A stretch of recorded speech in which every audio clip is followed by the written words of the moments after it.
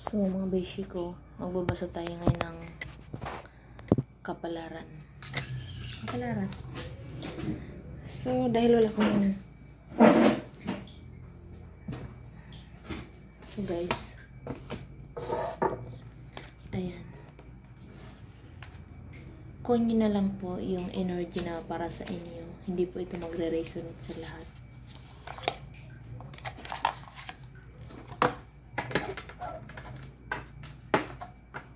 So ayan mga beshi ko, shuffle muna natin. Hindi ako marunong mag-shuffle. Ay shucks, nawala yung nawala yung isa kong card. Dalawa to eh. Hindi ko alam. Ayaw kasi nila na magbasa ako nito. Iwan ko ba? Spirits guide, bigay mo po sa akin ang energy ng mga kaibigan ko. Spirits guide.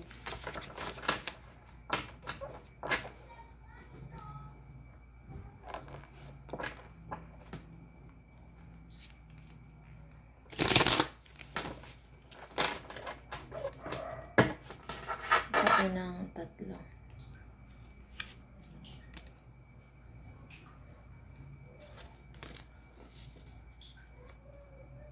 So, dito mga beshi ko, may nakikita ko dito guys, masaya ka. No? May maaring masaya ka sa opportunity na natamo mo ngayon. Kung sa relasyon ito mga beshi ko, hindi kayo makapamili, no?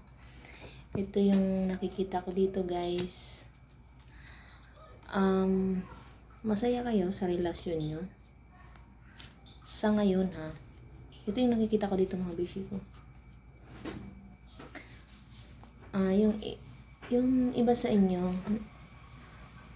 na, kung jowa mo to, nakatali na siya sa'yo. Kumbaga, ikaw lang yung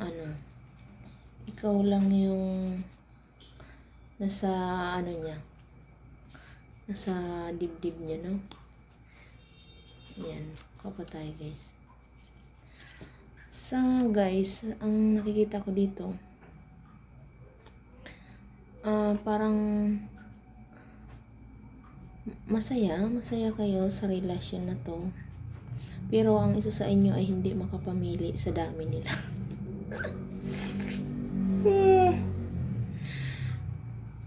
Ayan, yung iba naman sa inyo, maaring makakatanggap kayo ng mensahe. Ayan, maaring ititext ka nito. Nag-iisip na to mga beshi ko kung kukontakin ka niya. Maaring nahiya siya sa'yo.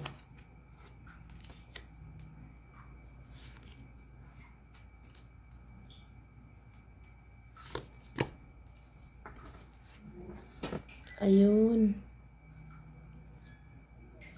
Maaring yung iba sa inyo, ito na guys, nalaman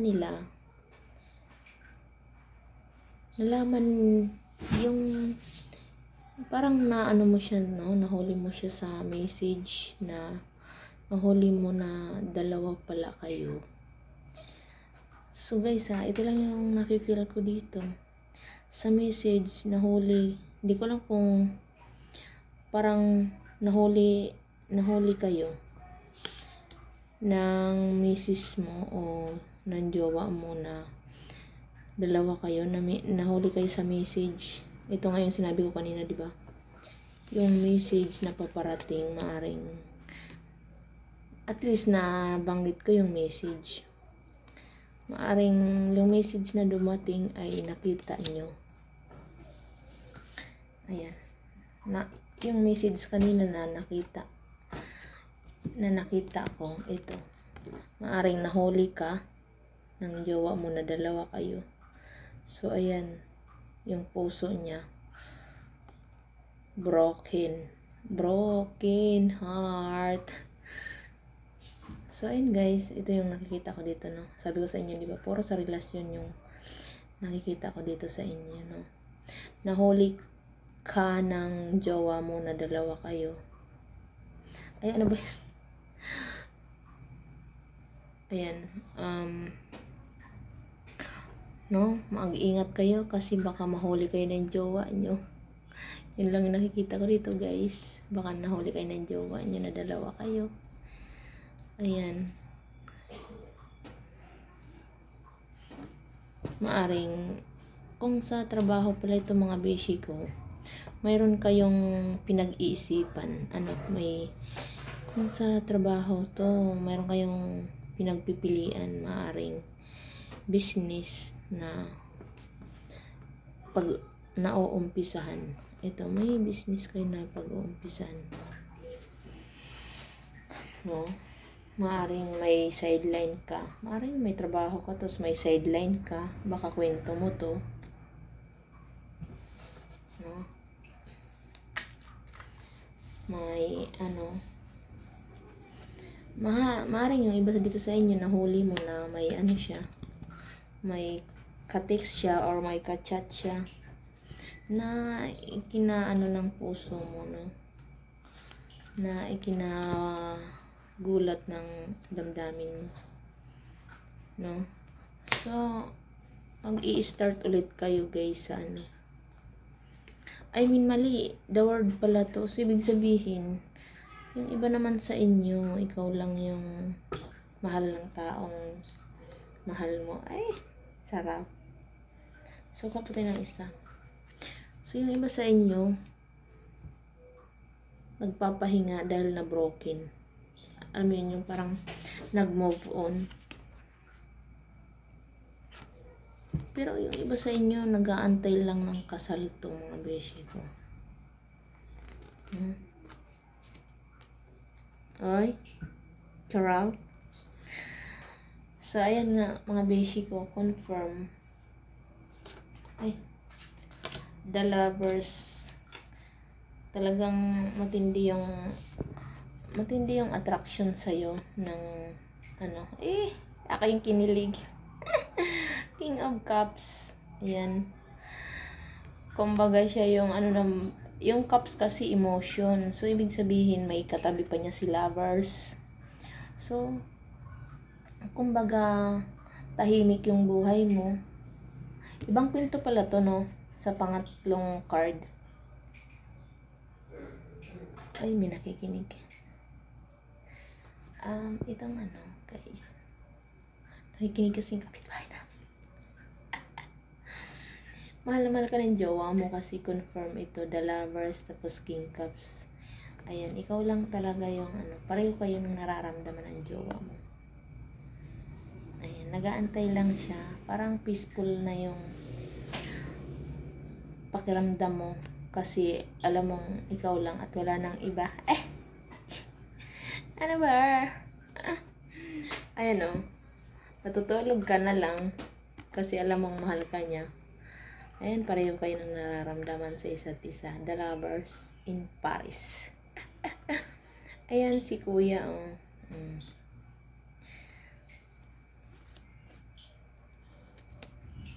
Ayan, tutulog na si ate dahil, kumbaga, tahimik na si ate. Alam na kasi niya na mahal na siya. Kaya, parang sabihin ni ate, matutulog na lang ako, mahal naman ako nun eh. O, diba? Yung gano'n. Ang saya naman. Alam mo yun, ako yung nag-enjoy dito sa reading na to. Kaninang kwento ng buhay ito, guys. Masaya ba kayo ng jowa mo? So, ibig sabihin, sa'yo tong kwento. Ayan. Talagang yung iba sa inyo, mag-ingat kayo. Ibang kwento na naman to.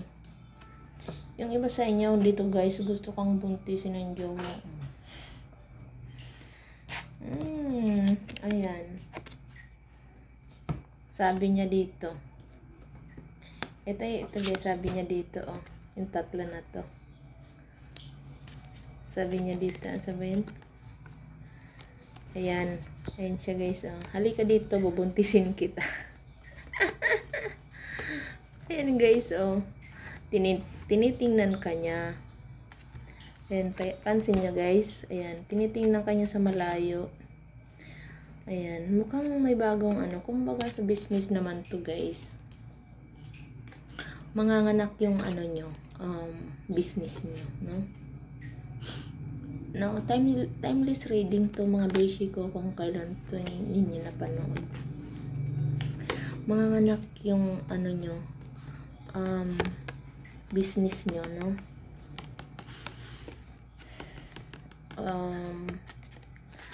Dito kanina sa kabilang ano, attractive sa'yo yung jowa mo.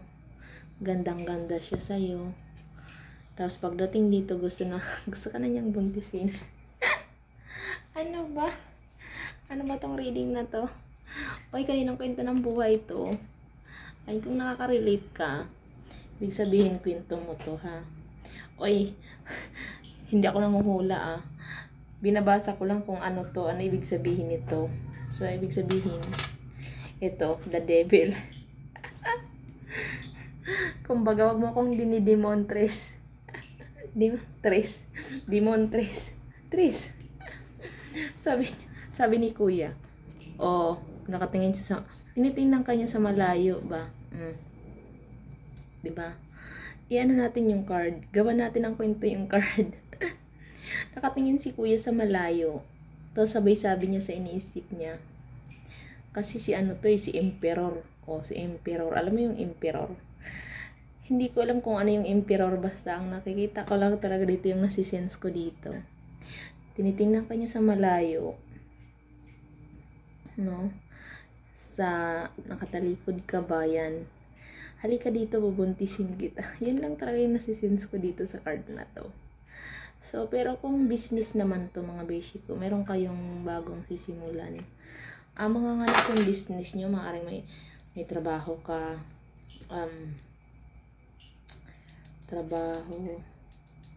may mga side hustle. Yun ang ibig ko sabihin nito guys. So, ang ganda naman. Yung iba dito sa inyo, hindi makapamili. Ang gwapo mo siguro. Hindi kaya ang ganda mo, hindi ka makapamili. No, nag-iisip ka pa. Huwag mo nang isipin yun. Isa lang. Yung puso mo, isa lang. So, kapatay ng tatlo guys.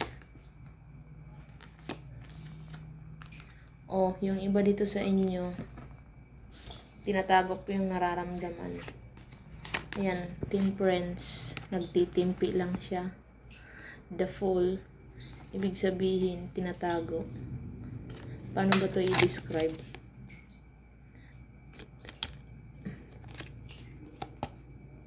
Ayan, nakatalikod pa siya. Ayan. Tinatago. The Fool. Ibig sabihin, wala siyang sinasabi sa'yo. Kasi nga, sikreto. Nakatalikod pa siya. Ibig sabihin, tinatago pa niya yung nararamdaman niya para sa'yo. Hindi ko alam kung bakit ito yung nafe-feel ko dito, no? Kumbaga, nag-aantay lang siya. Ayan. Nag-aantay lang siya na ma-reveal yung katotohanan. Ay, nako, inday. Pero, may negative tsaka positive reading to guys, no? Kunin nyo na lang kung saan kayo nakaresonate. Basta yung una kong naresonate dito guys. Maaring kahit masakit, nagtitiis kayo, no? Kahit parang, alam mo yung mahirap na pakiramdam. Kahit mahirap yung pakisama o pakiramdam, nagtitiis kayo kasi mahal mo yung isang tao. Ito yung nasisense ko dito sa mga card, no? Yung iba naman sa inyo, nagmo-move on. So, kuha pa tayo.